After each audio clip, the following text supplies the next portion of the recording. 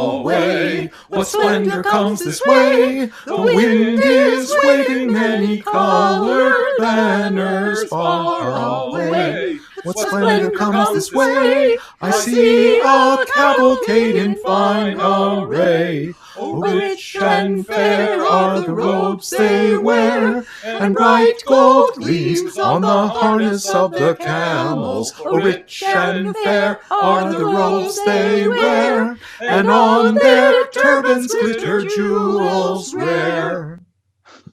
I wish Father were here to sing with us. And how lonely it is with Father away. Yes.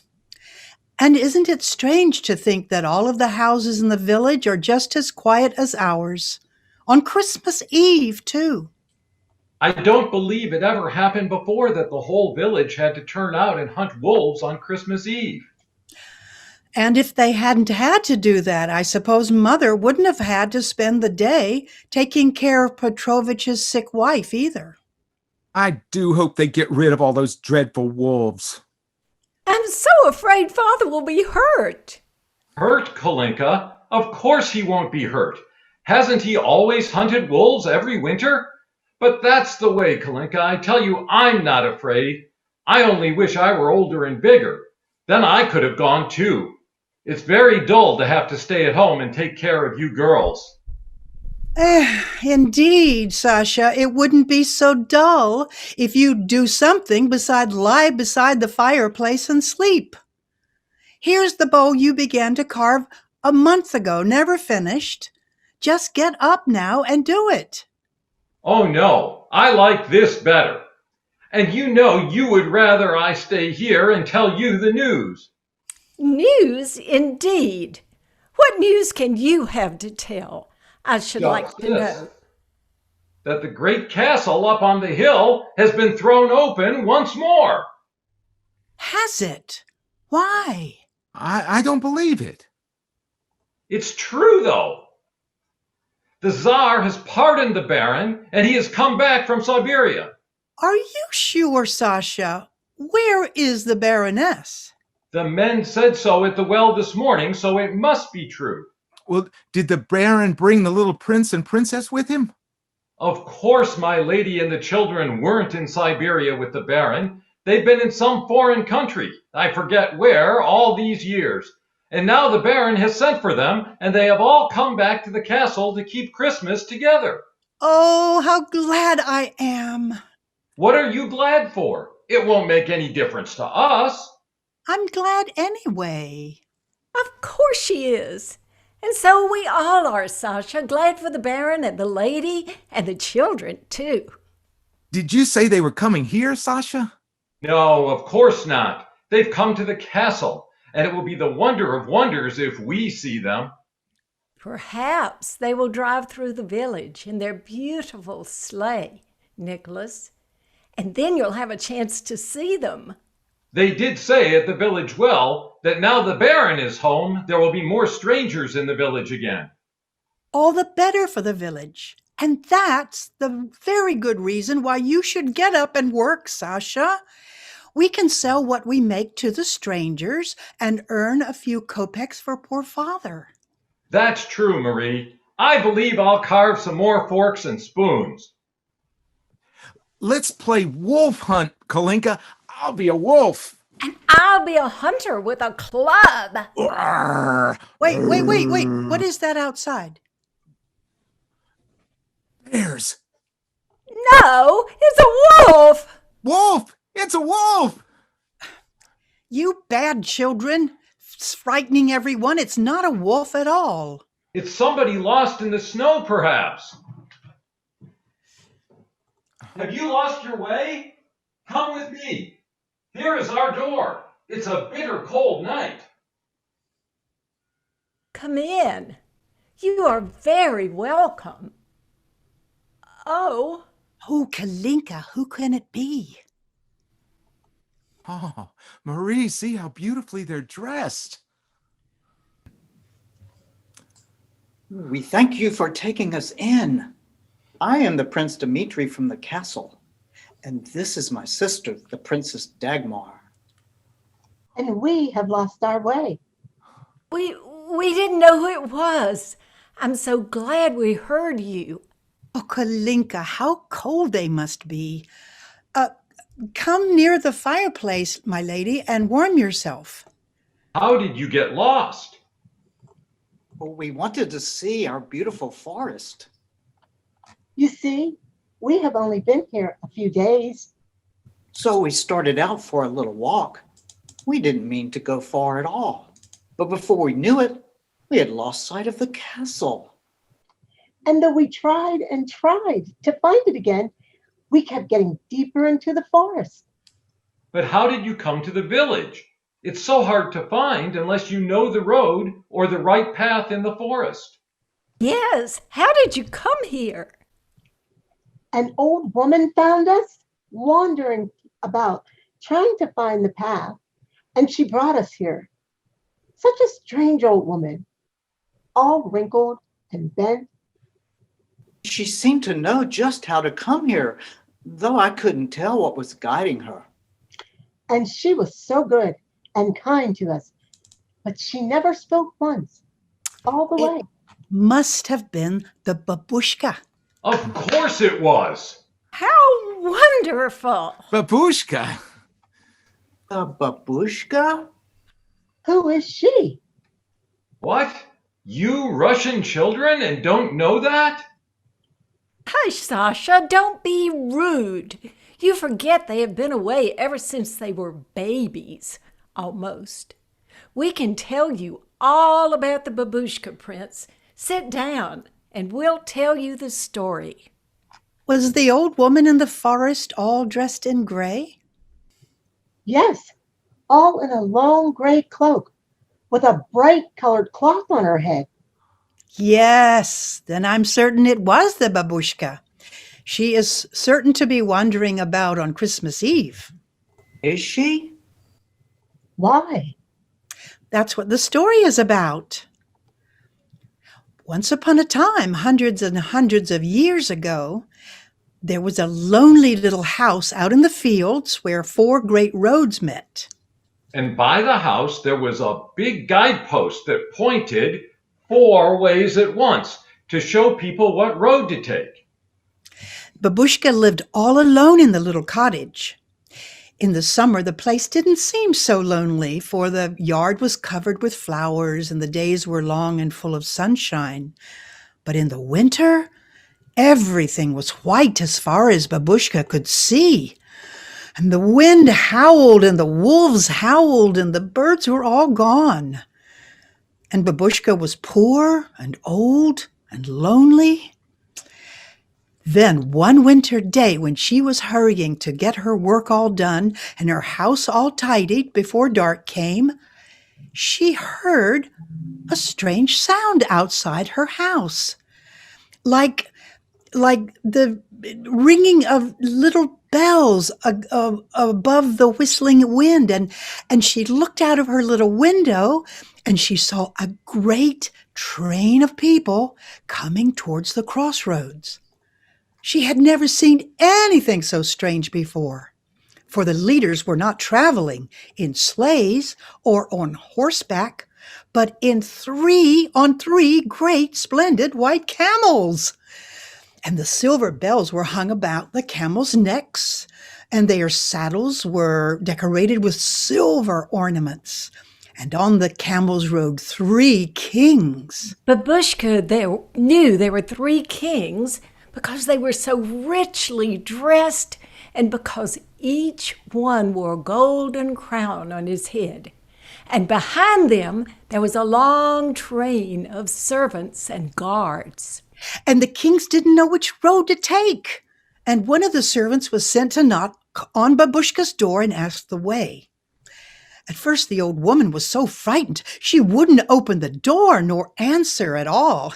And the kings had to get down from their camels and come to speak with her. The servants frightened Babushka, but the kings were so kind to her that she soon told them all she knew about the 4 great roads, which wasn't very much, for she had never traveled further than the nearest village. But she told the kings that there they could find shelter for themselves and their camels and their servants. And then the first king said, "Well, Nicholas, what did the first king say?" We have journeyed a very long way, Babushka. We have been guided on the road by a shining star, and we know the star will lead us to a newborn baby. Poor old Babushka was puzzled, and she said, "Who is this little child, my lord, that you should take such a long, hard journey to find him?" He is a great king. When we find him, we will give him the gifts we have brought. And Babushka could see that each of the kings bore in his hand a gift. One held an embroidered bag which looked heavy, and it was, for it was filled with gold. Another carried a beautiful crystal jar full of something clear and golden. Babushka knew this must be myrrh. And suddenly she knew, too, that the fragrance of spices filling the poor little house must come from the incense in the stone vase she saw in the hands of the third king. She listened and looked, and then she said, "Kings have no need for gifts, my lord. Why do you carry these gifts to the child?" And the first king said, "Because this king is the king of love, and to honor him, we are bringing the very best that we have." And the second king said, "Come, Babushka, go with us on our journey to find the child. He has come into the world to love and help just such poor old creatures as you." And the third king said, "We will gladly help you on the journey to see him." And all the kings begged her to go with them. But Babushka was afraid.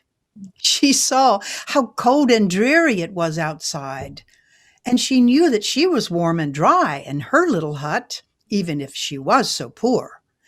She didn't know anything better than just to have enough to eat and a fire to keep her warm. And she looked up into the dark, threatening sky, and she couldn't see any marvelous star through the clouds. And besides, she wanted to finish sweeping up her house. But the kings couldn't wait. So they mounted their camels again, and soon Babushka heard the music of the bells growing fainter and fainter in the distance. All the next day, and the day after that, and every day for a year, and all through the years, Babushka thought of her strange visitors. And even more, she thought of the little child. And the more she thought, the more she wished she had gone with the three kings. And they say that over years and years, she grew more and more unhappy about it until one day she decided she would set out alone to try to find the child. She locked her little cottage and set out, searching everywhere from village to village and from house to house. And when she found a little child who was kind and loving and true, she said to herself, "This little one looks as the child I'm seeking must have looked." And it made her very happy. But she didn't find the child that the kings had found. And Princess, though it happened hundreds and hundreds of years ago, the Babushka is still hurrying over the world in wintertime, looking in every nursery and every cottage. She comes in softly with just a rustle of her skirts and bends over the children's beds. It's only the children that are good and quiet who ever see her, and she makes friends with them and leaves them a small present. But she loves the babies best of all, I know, because she still hopes to find among them the baby that she missed on that first Christmas. Someone is at the window.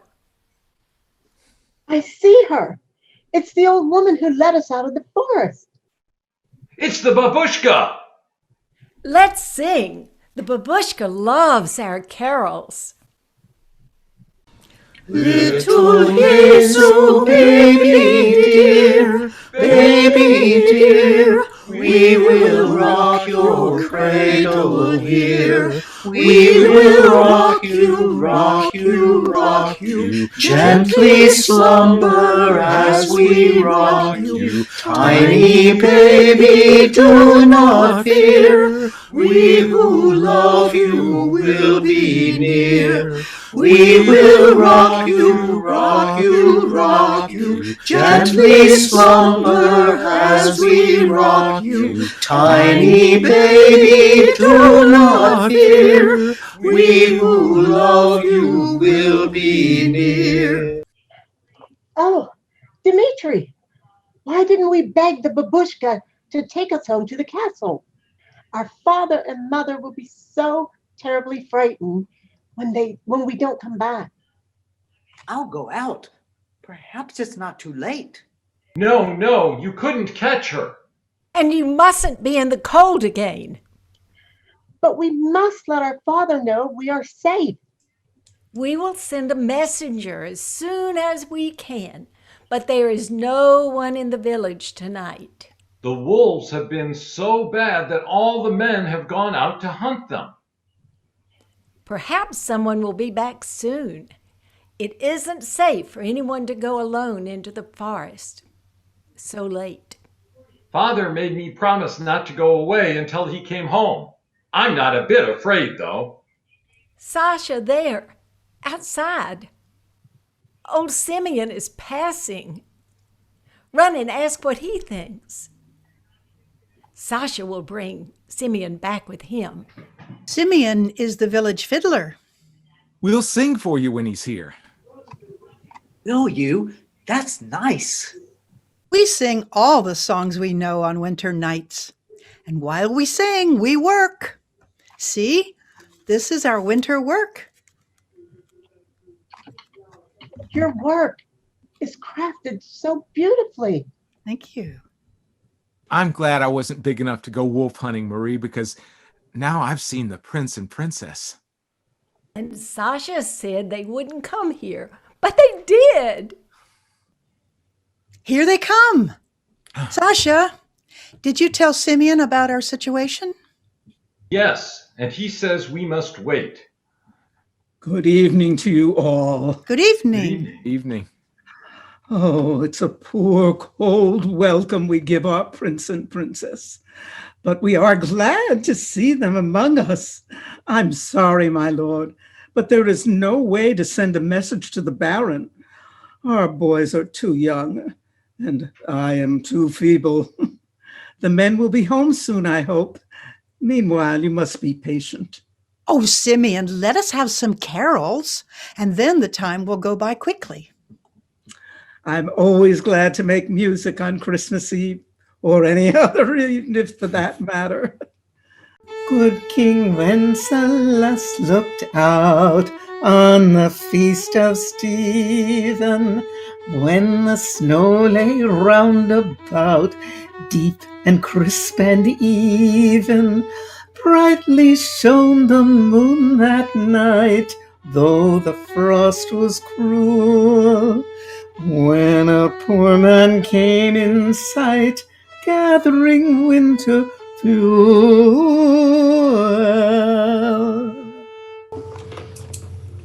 Sister, I hear somebody outside shouting. The men come back from the wolf hunt. No, it's not our father. They're all men that look like soldiers. It's the people from the castle come to look for you. Father! Father! Mother. And children, are you both safe? Oh, yes, Father.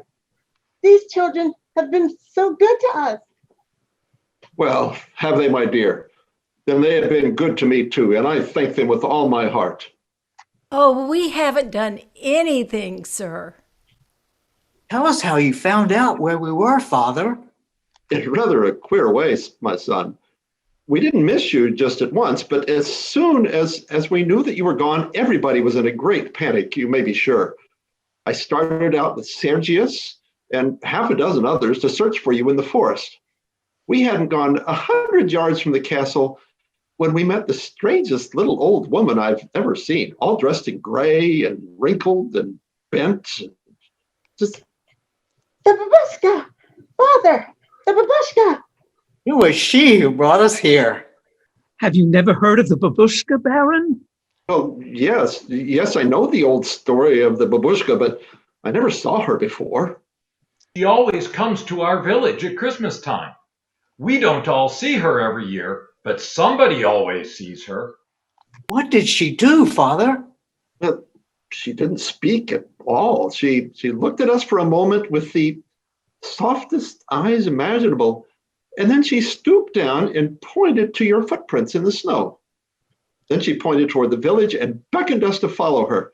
It seemed as if she must have guessed our trouble, and she seemed so sure and so full of cheer that we couldn't help believing that we would find you, and we followed her at once.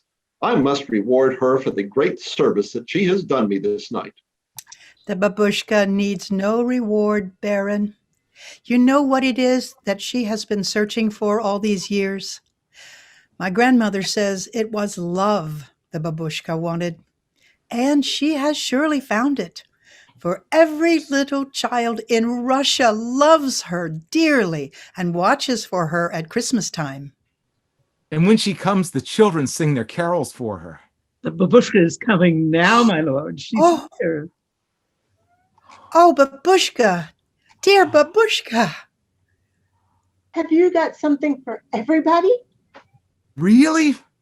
I've had good lessons. You can ask the school teacher. My mother says I've been a good girl. Aren't you glad? Please, Babushka, I'm afraid I haven't been a very good boy, but I'll try to do better next year. I'll be bigger then. We'll all be very, very good next year, won't we, children? Indeed, we will, Babushka.